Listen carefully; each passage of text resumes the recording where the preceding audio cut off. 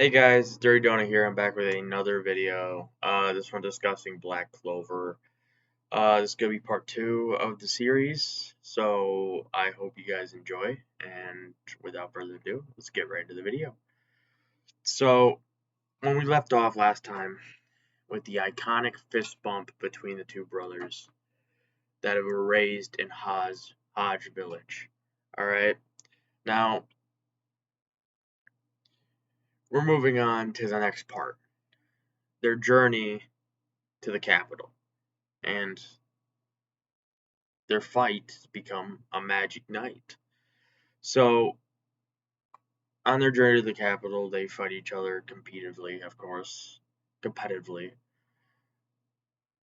uh, all the way there. And then eventually, once they get there, Asta does find himself some food, grilled violet snake, and they head into the training hall for the Magic Knight's entrance exam.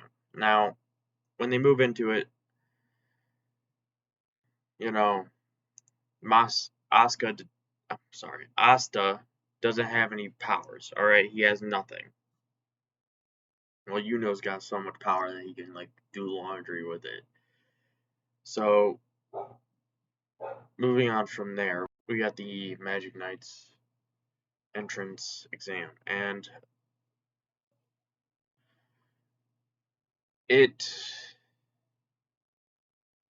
was something special. We meet some certain people that'll make more sense later on in the show, like for example, Seke Bronzaxa, who got his ass kicked by Asta. Go figure. And what was it? Anyway, there was some kid from the Hapshas family that got his ass kicked by and all through that, Asta was progressively getting like worse as a character to everybody else. To us, it's like we know the truth, but to everybody else in the show, like let's say that it was real for a second. Let's just put our minds into the mind of like Asta. Everybody's making fun of you, telling you that you can't do it, and yet you're still doing it anyway. I feel like that's pat on your back situation. Uh, Moving on from there, we have the showing and well, the starting of Yami Sukihiro. Now, Yami Sukihiro was by far one of my favorite characters of all time. I gotta turn my Deku around. Anyway, he's by far one of my favorite characters of all time, and that includes most of my animes that I've seen. So I've really enjoyed Yami Sukihiro's presence, his brash attitude, his I don't give a fuck ideal. It's just really cool, and I really like the guy. So moving on from there, we have Yami looking down at the crowd when Asta doesn't become a Magic Knight. Now, obviously became a Magic Knight. He showed more magic power than anybody else there. But Asta didn't show any power, and they knew it. So when he got he didn't get into the Magic Knights, he kind of lost his mind for a minute. Like he stayed there and did nothing. So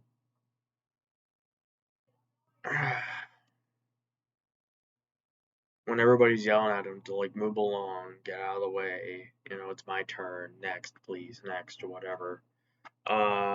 He's still sitting there silent, stubborn, because he wants to get into the Magic Knights. We have Yami Sukihiro coming into the scene, saying, it's not much of a surprise, is it? You know, what the captains are looking for is magic power. That's simple. And then he lets out a massive power boost, that's like a fart in the wind, the deadly, silent but deadly kind. And the pressure practically overwhelms the entire audience. And then Yami Superhero asks Asta the simple question: since he said that he wanted to be the Wizard King.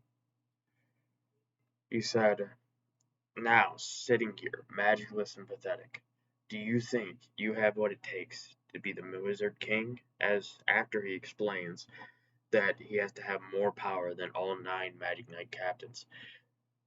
Honestly, I gotta give all respect to Julius Novachrono. That man was just all powerful, dude.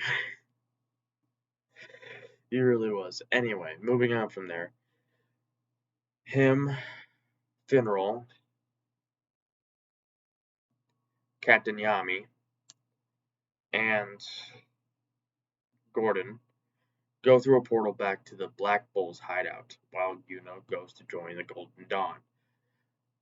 Now, I'm not gonna say anything. I don't really think the Black Bull's hideout is that bad. I know I've heard some comments saying that it looks like it's trashed. Well, yeah, it would be if you broke through the wall every day. And it's just kind of funny. They literally trash it every day. Of course, it's gonna look ruined. Anyway, moving on from there, he goes into the front door only to get hit by one of Magna's fireballs, and the explosion knocks him back outside. And I love Yami's like entrance line to this because it's like perfect. It's all like, "Welcome to the Black Bulls," as his house is burning down behind him. We're the worst of the worst Magic Knight squads.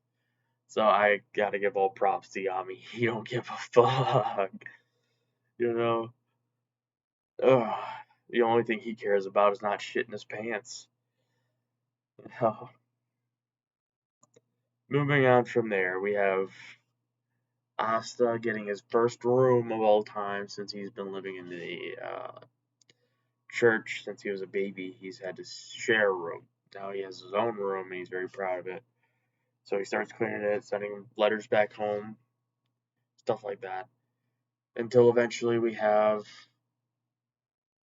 them get their first mission. Only after Magna and Yami go and have a little gambling competition with Magna's. So Magna's village was right next to this other village. Alright, from what I understood, Magna was like, well, he still is a street punk, but he was like more wild back in the day. So he like when the Sons of Power totally took over, he decided to try and take over his neighboring village, I guess. I don't know what was going through his mind then, but no, but there was this old guy,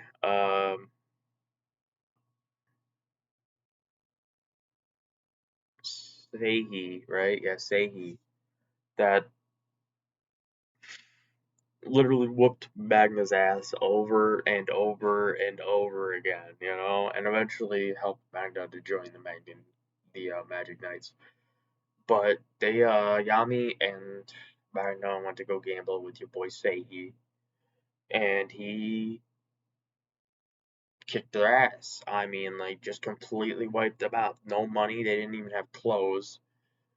Like, they had literally nothing. I mean, the only thing they had were probably, like, their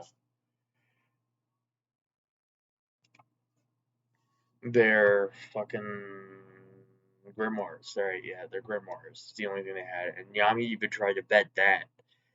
And instead had to do a favor for Sehi. Eventually it went down to Noel and Asta. Those two were just pretty much doing manual labor. I mean, Asta was. Noel was doing nothing. Maybe training her with her magic, sure, but she was not doing any of the house labor like Asta was. Like, he was cleaning up all over, feeding the beasts, all types of shit. And moving on from there, they get their own mission, their first mission, and it was pretty simple at first. It was to hunt boar. Yeah, I think that's a fairly simple representation. Soon after, they get captured, or no, not captured, but they start heading back to Seihi's village. That was the favor that he had asked them to do. They had to go hunt some boar that were terrorizing Sei's village. Eventually, they got all the boar and started walking back. Except Magda saw something that was unusual. That the entire town was completely covered in mist. Now, Asta, I love the part where Asta's sitting there, and he's all like, well, damn, and Magnus looks over at him, he's all like, uh, Asta, cut through this mist with your sword. And then Asta, being the idiot that he is, Magna, you can't cut through mist with a sword. And then Magna comes back with, you can cut through magic with that sword, can't you? I find it really funny, alright? Anyway, so they get to he cuts through the mist to the town square, and then he meets 4 people, an ice wizard, a mist wizard, and I don't even think I saw the last 2 guys' powers, so they were practically useless. But moving on from there, he had ice crystals hanging above the villagers' heads, and he had already perished from it. He had tried to defend his own village and died. And then Magna, Noel, and Asta show up on the scene, and they do everything to protect the villagers, and Asta,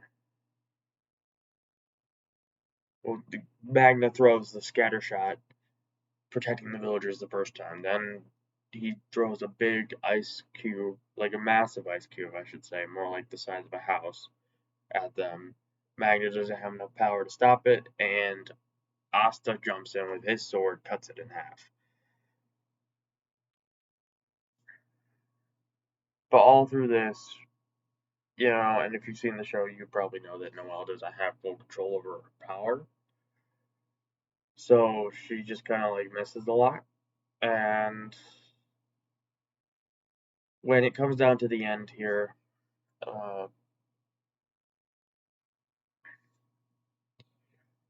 Noelle eventually gets the power to activate her barrier spell. She only got this after considering running away. Now that's kind of funny. She considered to run away from this fight, but because of a child holding on to her saying, protect me, she didn't, which is fair, whatever. You gotta do what you gotta do. But, like, you considered leaving and then you got a power for it? Like, I don't know, it's just kind of weird. But, moving on. As the barrier was being put up, Asta was waiting for his moment to strike. And he did. And came right through the barrier spell and rushed him like a wild bull. And honestly, one of the best moments ever was that one moment where he just busts through the fucking barrier, and the sword's pointed right at his heart. Yeah, and it's just like, but it didn't reach him, not fully at least, because he slipped on ice, killing his momentum. And then was taken down by a giant ice stab. It's the way you would put it. And then arrived on the floor, got back up, and got stabbed again.